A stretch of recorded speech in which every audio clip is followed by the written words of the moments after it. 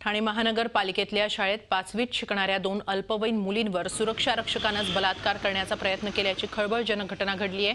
आरोपी विकास चव्हाण यानं या 2 मुलींना अश्लील चित्रफित दाखवून दोघींवर बलात्काराचा प्रयत्न केला। चव्हाण याला ठाण्यातल्या कोपरी पोलिसांनी अटक केली आहे। सुरक्षा रक्षकाने या दोघींना खोलीत डांबून ठेवलं होतं, मात्र मोठ्या शिताफीनं या अल्पवयीन मुलींनी स्वतःची सुटका करून घेतली। सुरक्षा रक्षकाच्या डोक्यात लोखंडी रॉड घालून या दोघी तिथून पसार झाल्या। बलात्काराचा प्रयत्न, डांबून ठेवणं, धमकी देणं आणि विनयभंग करण्यासारखे गुन्हे दाखल करण्यात आले।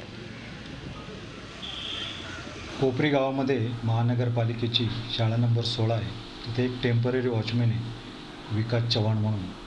त्याने 22 तारखेला 11:30च्या दरम्यान इयत्ता 5वी शिकणाऱ्या 2 अल्पवयीन मुलींना त्यांच्या वॉचमॅन रूममध्ये नेलं आणि त्यांना अश्लील दाखवून त्यांचे कपडे उतरवण्याचा प्रयत्न केला आणि त्यांचे अश्लील फोटो काढण्याचा प्रयत्न केला।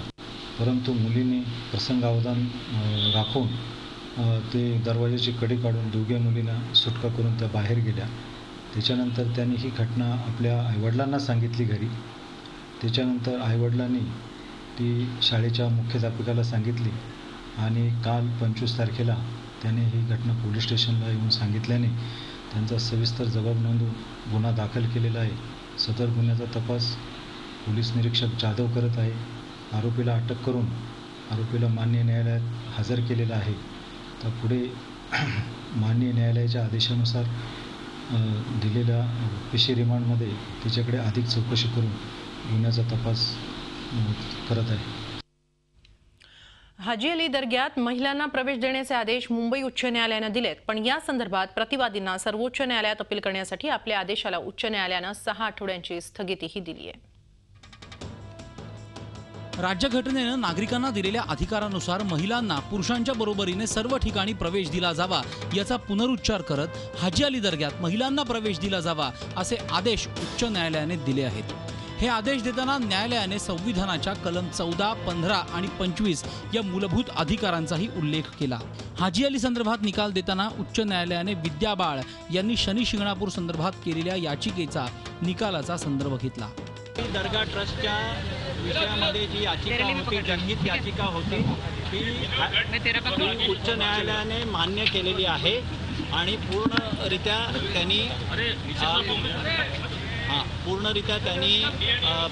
याचिका जे करणारे होते त्यांच्या बाजूंनी निर्णय दिलेला आहे आणि संविधानाच्या आर्टिकल 14, 15 आणि 21च्या विरोधामध्ये ही बंदी होती, म्हणून ही बंदी सेट असाइड करून 4 वर्षापूर्वी जी परिस्थिती होती ती 4 वर्षापूर्वीची परिस्थिती रिस्टोर केलेली आहे। इस मामले में तो मैं पहले तो जो अदालत है उसको बहुत शुक्रगुजार हूँ कि उन्होंने हमारा साथ दिया और औरतों को उस लायक समझा कि ये जा सकती है। जो ट्रस्टी ने हमें फैसला सुना दिया, हम 6 हफ्ते के बाद जरूर हमारी महिलाओं को, हमारी बहनों के साथ हम वहाँ पे जरूर जाएंगे।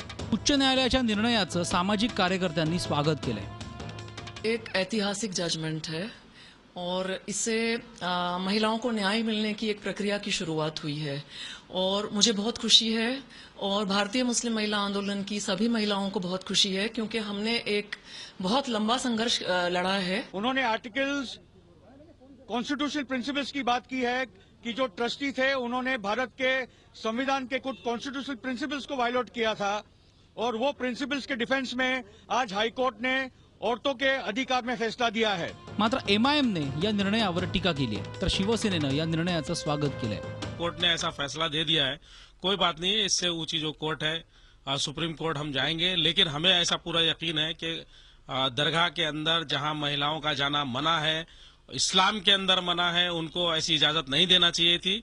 लेकिन मुझे बड़ा अफसोस है कि हिंदुस्तान की कोर्ट में ये कैसे ऐसे अभी फैसले आने लगे हैं, क्योंकि ये सब धार्मिक मामले हैं, इन फैसलों को नहीं देना चाहिए। महाराष्ट्रात देशामध्ये जर हा निर्णय आला असेल तर मुस्लिम महिलांना सुद्धा आम्ही नेहमी म्हणतो त्यांचे बुरखे काढले पाहिजे, त्यांना उत्तम शिक्षण मिळालं पाहिजे, त्यांना समाजाच्या मुख्य प्रवाहात आणलं पाहिजे।